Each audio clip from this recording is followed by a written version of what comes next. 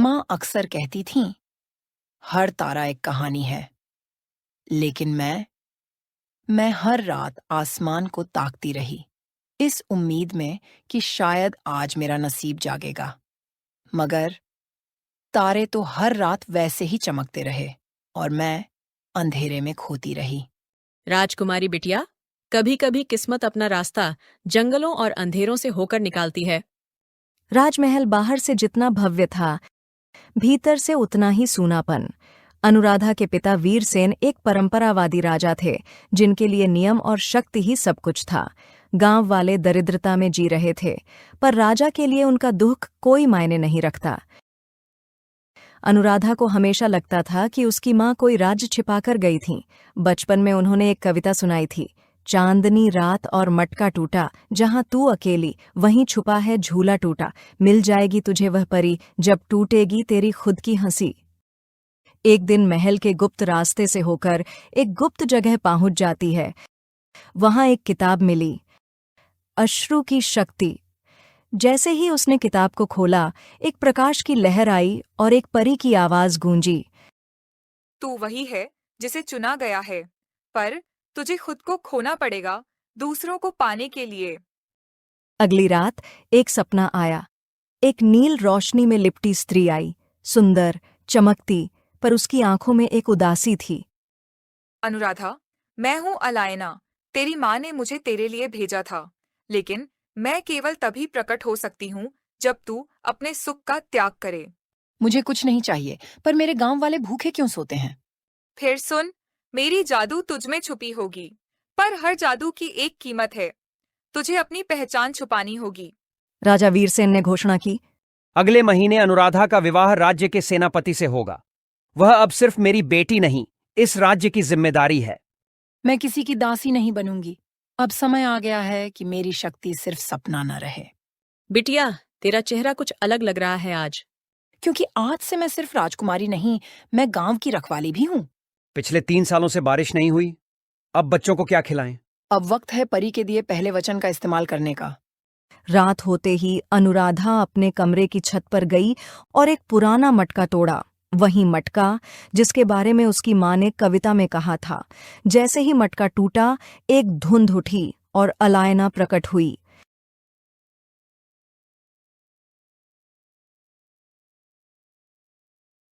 तू तैयार है अनुराधा, पहला वरदान तुझे मिलेगा। पर याद रख, हर वरदान की एक छाया होती है। मुझे मंजूर है, चाहे मेरी जान की कीमत पर क्यों ना हो। बस मेरे गांव वालों की जिंदगी बचा लो। अलायना ने अपनी जादुई छड़ी उठाई और आकाश की ओर इशारा किया। नीले बादल छाए और धीरे धीरे सुनहरी बूंदें बरसने लगीं। खेतों में पानी नहीं, सोने की फसलें लहलहाने लगीं। ये क्या? अनाज नहीं, ये तो असली सोना है। अरे देखो, गेहूं की जगह सोने की बालियां। माँ, आज पहली बार हमने पेट भर खाया है। ये चमत्कार है, कोई देवी आई है हमारी रक्षा करने। मुझे नहीं चाहिए कोई ताज, इनकी मुस्कान ही मेरा इनाम है। पर कहानी यहीं खत्म नहीं होती। महल के सेनापति रुद्रसेन को जब ये खबर मिली, उसने तुरंत राजा को जाकर बताया, महाराज, गांव के खेतों में सोना उग रहा है। ये सामान्य नहीं है, ये जादू है, और मुझे लगता है ये सब आपकी बेटी की करतूत है। राजकुमारी, हमारी बेटी? असंभव। पर अगर ये सच है तो उसे रोकना ही होगा। जादू कभी किसी के लिए शुभ नहीं होता। अगर पिता जी को पता चल गया तो वो मुझे कैद करवा देंगे। अब तू केवल राजकुमारी नहीं, तू संरक्षिका है इस गांव की। अब तेरा हर कदम इस धरती की किस्मत तय करेगा। आज से गांव के हर कोने की निगरानी होगी। कोई भी रहस्यमयी गतिविधि मिली, उसका अंत कर दिया जाएगा। अब देखना ये जादू कब तक टिकता है और राजकुमारी कब तक छुपी रहती है। इधर अनुराधा एक झोपड़ी में छुपकर बैठी है। उसके माथे पर पसीना है, पर आंखों में आग। सपने में कांपते हुए बोलती है, नहीं, वो वापस आ गया है, विलासुर। पिछली सदी का एक अंधकारमयी परिलोक का विद्रोही, जो सिर्फ एक लक्ष्य लेकर जीता है, परियां कैद हों और इंसानों की आत्माएं उसकी ताकत बने। जब रानी गौरी ने अपनी बेटी को बचाने के लिए अलायना को बुलाया था, तब उन्होंने विलासुर को बंद कर दिया था एक जादुई महल में। पर अब वो महल दरक चुका है।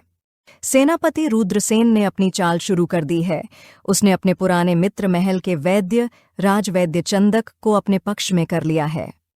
राजवैद्य, तुम मेरे लिए एक दवा बनाओ, ऐसी जो राजकुमारी की जादुई शक्ति को खत्म कर दे। पर वो शक्ति छुपी है, हमें पहले उसे बाहर निकालना होगा। अनुराधा को सबसे बड़ा झटका तब लगता है जब उसका बचपन का दोस्त मधुर अचानक वापस लौटता है। उसने वर्षों पहले गांव छोड़ दिया था। अब वह बहुत पढ़ा लिखा, विनम्र और मददगार दिखता है। अनु, मैं जानता हूं सब कुछ। तुमने गांव वालों की जान बचाई, मुझे गर्व है तुम पर। तुम कैसे जानते हो? किसी को नहीं बताया। मधुर वास्तव में रुद्रसेन के लिए जासूसी कर रहा है। मैं तुम्हारी सच्चाई जानना चाहता हूं। क्या तुम सच में एक जादुई शक्ति वाली रक्षक बन गई हो? अनुराधा झिझकती है, लेकिन जैसे ही वह अपनी शक्ति के चिन्ह दिखाती है, एक जाल आकाश से गिरता है। धड़ाम! अलायना, जो पास में थी, जादुई जाल में कैद हो जाती है। अलायना, आखिरकार तू मेरी कैद में आ गई। इस बार तेरी रोशनी बुझा दूंगा। तू कौन है? मैं वो हूं जो तेरे अस्तित्व का अंधेरा है, और अब तेरी परी के बिना तू कुछ नहीं। अलायना को वो काले भंवर में खींच लेता है और गायब हो जाता है। मैंने गलती की। अपने दिल की बात एक झूठे पर कर ली भरोसा। अब तुझे बनना होगा असली रक्षक, सिर्फ परी की मदद से नहीं, बल्कि खुद की शक्ति से। अब मैं सिर्फ राजकुमारी नहीं, अब मैं वो आग बनूंगी जो अंधेरे को निगल जाएगी। अलायना, मैं तुझे बचाकर रहूंगी, किसी भी कीमत पर। अनुराधा अंधेरे जंगल में अकेली चल रही है, जहां हर ओर सिर्फ भयानक आवाजें हैं, भेड़ियों की, झाड़ियों की सरसराहट और कभी-कभी किसी अनजानी छाया की फुसफुसाहट। डर अब नहीं। मैं वो राजकुमारी हूं जिसने अपना सब कुछ खो दिया। अब खोने को कुछ नहीं बचा। अंधेरे जंगल की वो रहस्यमयी रात थी। वहां पर वह तलवारबाजी सीख रही थी, तभी आकाश में बिजलियां चमकने लगीं। उस क्षण राजकुमारी का आभा मंडल ऐसे जगमगा रहा था जैसे चंद्रमा किसी मानव रूप में उतर आया हो। तुम्हें लगा था सिर्फ तलवार से युद्ध जीते जाते हैं?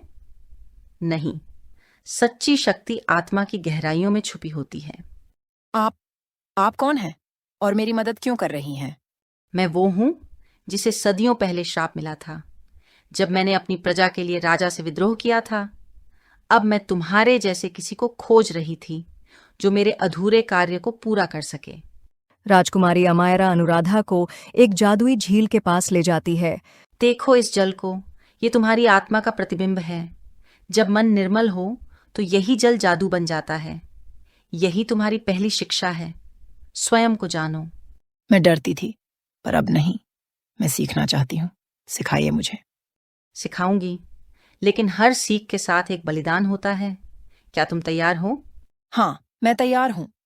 राजकुमारी अमायरा अनुराधा को शक्ति संवेदन मंत्र सिखाती है, एक ऐसा प्राचीन जादू जो किसी के भी हृदय की भावना को पढ़ सकता है। जब तुम किसी के झूठ को सच में बदलना चाहो तो ये मंत्र काम आएगा, लेकिन याद रखो, इसका उपयोग केवल सच्चाई के लिए करना। ये शक्ति तुम्हारे जीवन की दिशा तय करेगी।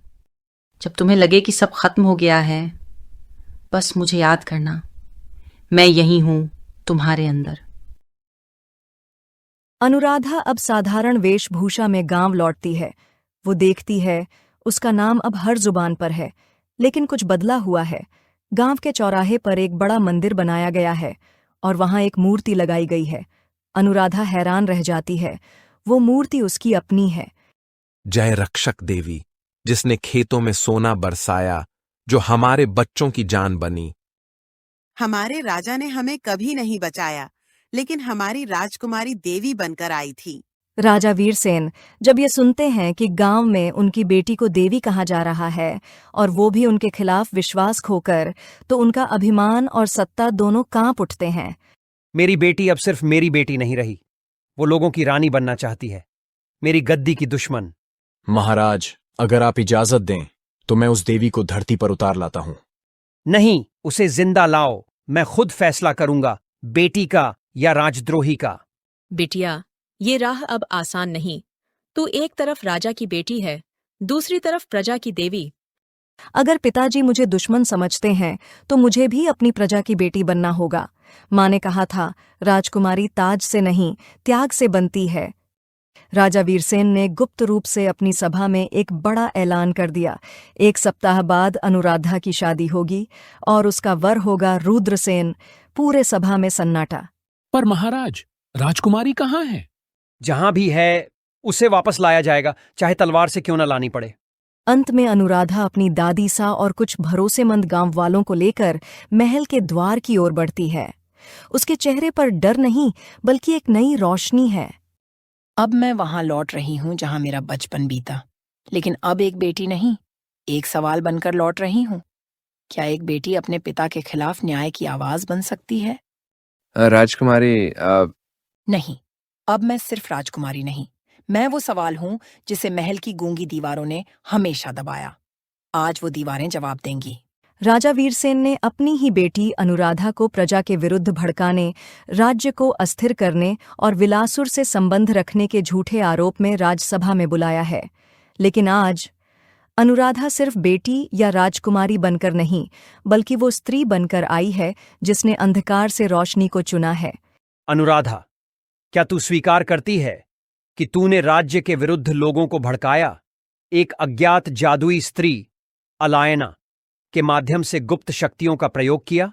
हाँ, मैंने लोगों को जगाया, लेकिन उनके विरुद्ध नहीं, उनके लिए। हाँ, मैंने अलायना से शक्ति पाई, लेकिन वो शक्ति तलवार नहीं थी, सेवा थी।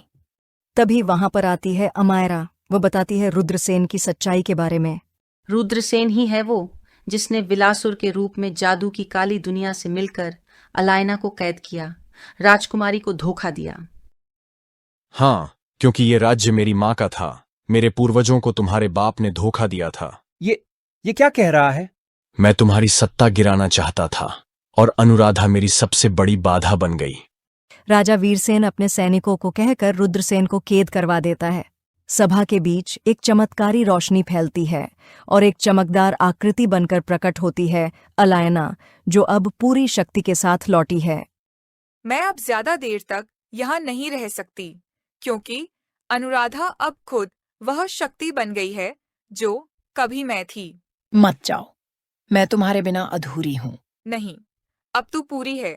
अब तू जादू से नहीं, न्याय से राज करेगी। अलायना की चमक धीरे धीरे फैलती है और हवा में विलीन हो जाती है। मैंने अपनी बेटी को नहीं समझा, मैंने उसकी शक्ति को सत्ता का डर समझा। आज मैं सिंहासन अनुराधा को सौंपता हूं। नहीं पिता, मुझे सिंहासन नहीं चाहिए। मैं सरकपुर को एक नई व्यवस्था दूंगी, जहां राजा नहीं लोग राज करेंगे, जहां शक्ति तलवार से नहीं सेवा से मापी जाएगी। किसी को बचाने के लिए जादू जरूरी नहीं होता, सिर्फ एक दिल चाहिए जो दूसरों के लिए धड़कता हो। मैं अनुराधा हूँ, राजकुमारी नहीं, सरगपुर की बेटी, और अब मेरा हर दिन, हर सांस मेरी प्रजा की सेवा है। यही है मेरी असली जादू।